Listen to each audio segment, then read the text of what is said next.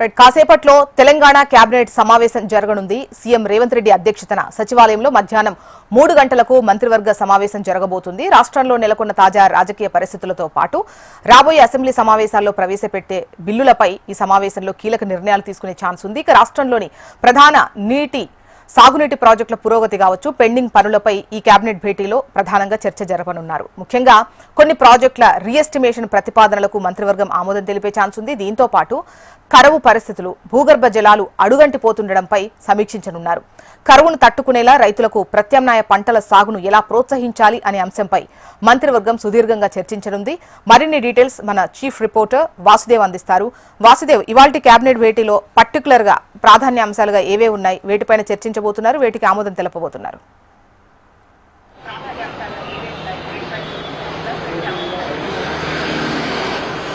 జోష్నా మరి కాసేపట్లో తెలంగాణ కేబినెట్ ముఖ్యమంత్రి రేవంత్ రెడ్డి అధ్యక్షతన ప్రారంభం కాబోతుంది. అయితే ఈ రోజు జరిగేటువంటి కీలక అంశాలపైన కూడా చర్చించబోతున్నారు. ప్రస్తుతం రాష్ట్రంలో వర్షాభావ పరిస్థితుల నేపథ్యంలో కూడా ఎదుర్కోబోయేటువంటి సవాళ్లు, తాగునీటి సాగునీటి సమస్యల నేపథ్యంలో కూడా తదుపరి ప్రణాళిక ఏ విధంగా ఉండాలి, ఎందుకంటే రాష్ట్రంలో పంటలు పండే పరిస్థితి లేదు, ప్రాజెక్టు నిండే పరిస్థితి లేదు. కాబట్టి వచ్చేటువంటి కరువు సమస్యను ఎలా అధిగమించాలి, నీటిని ఏ విధంగా ఒడిసి పట్టుకోవాలి, ఒడిసిపట్టిన ప్రతి నీటిని ఎలా వినియోగించాలి అన్న అంశానికి సంబంధించి ప్రధానంగా కీలక నిర్ణయం తీసుకునే అవకాశం కనిపిస్తా ఉంది.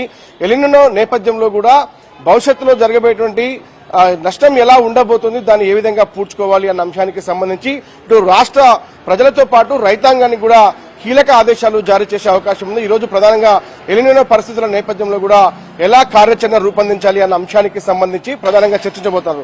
ఇక మిగతా అంశం సాగునీటి ప్రాజెక్టులకు సంబంధించి పలు దశల్లో ఉన్నటువంటి సాగునీటి ప్రాజెక్టుల అంచనాలను ఏదైతే మార్చే ఉద్దేశం కావచ్చు, మరోపక్క ఏదైతే పాలమూరు రంగారెడ్డితో పాటు ప్రస్తుతం ఉన్నటువంటి మిగతా ప్రాజెక్టులకు సంబంధించి గోదావరి, కృష్ణా నదులపైన ఉన్నటువంటి బనకచర్లతో పాటు ఇతర అంశాలకు సంబంధించి కీలక విషయాలపైన ఈ రోజు చర్చించబోతుంది. ఇక కాళేశ్వరానికి సంబంధించిన విషయంలో కూడా ఈ మేడిగడ్డ దగ్గర కట్టినటువంటి ఈ కాళేశ్వరం ప్రాజెక్టుకు సంబంధించి తుమ్మిడి ఎట్టి దగ్గరకు సంబంధించినటువంటి కట్టే నేపథ్యానికి సంబంధించి కూడా ప్రధానంగా కూడా చర్చించే అవకాశం కనిపిస్తా ఉంది.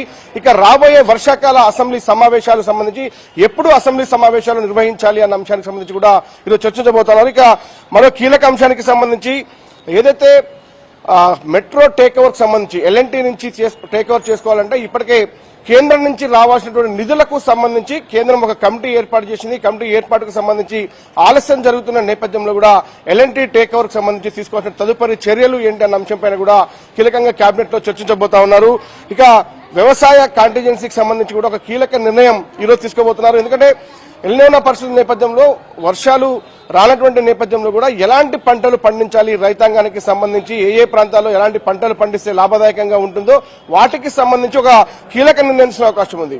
ఇక తెలంగాణలో వచ్చేటువంటి మరో కీలక ప్రాజెక్టు బుల్లెట్ ట్రైన్ కి సంబంధించి భూసేకరణ మొత్తం తెలంగాణ రాష్ట్రమే చేపట్టి ఇవ్వాలి. కాబట్టి ఆ భూసేకరణ ఏ విధంగా చేపట్టాలి, ఆ అంశానికి సంబంధించి కూడా రైతాంగానికి భూమి కోల్పోతున్న రైతులకు సంబంధించి నష్టపరిహారం విషయంలో కూడా ఎలా వ్యవహరించాలి అన్న అంశానికి సంబంధించి కూడా బుల్లెట్ ట్రైన్ విషయంలో కూడా చర్చించి కీలక నిర్ణయం. ఎందుకంటే బుల్లెట్ ట్రైన్ కి సంబంధించి ఇప్పటికే కేంద్రం ప్రతిపాదనలు పంపిన నేపథ్యంలో కూడా భూసేకరణ చేపట్టి ఇవ్వాలి. కాబట్టి ఆ భూసేకరణకు సంబంధించి ఒక కీలక నిర్ణయం తీసుకునే అవకాశం కనిపిస్తా ఉంది.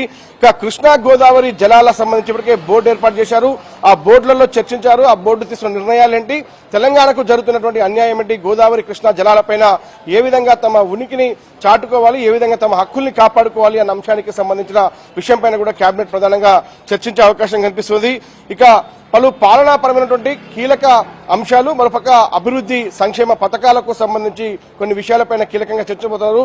ప్రధానంగా కేంద్రం నుంచి రావాల్సినటువంటి నిధులకు సంబంధించి, అనుమతులకు సంబంధించి ఇటు ప్రాజెక్టులు కావచ్చు, అభివృద్ధి సంక్షేమ పథకాలకు సంబంధించిన విషయంలో కూడా కేంద్రం నుంచి రావాల్సిన నిధులను ఏ విధంగా రాబట్టాలి అన్న అంశానికి సంబంధించి కూడా కేబినెట్ లో ప్రధానంగా చర్చించే అవకాశాలు అయితే కనిపిస్తా ఉన్నాయి. అయితే ప్రధానంగా కాళేశ్వరానికి సంబంధించి ఈరోజు చాలా వాడివేడిగా చర్చ జరిగే అవకాశం ఉంది. ఎందుకంటే ఒక పక్కన ప్రతిపక్ష బీఆర్ఎస్ పార్టీ కాళేశ్వరాన్ని అడ్డం పెట్టుకుని రాజకీయం చేస్తున్న నేపథ్యంలో దాన్ని ఎలా తిప్పికొట్టాలి అన్న అంశానికి సంబంధించి కూడా ఇప్పటికే ముఖ్యమంత్రి పలుమార్లు మంత్రులకు దిశానిర్దేశం చేశారు. మళ్లీ ఈ రోజు కూడా కేబినెట్ లో కాళేశ్వరానికి సంబంధించిన అంశాలపైన కూడా ప్రధానంగా చర్చించే అవకాశం అయితే కనిపిస్తా ఉంది.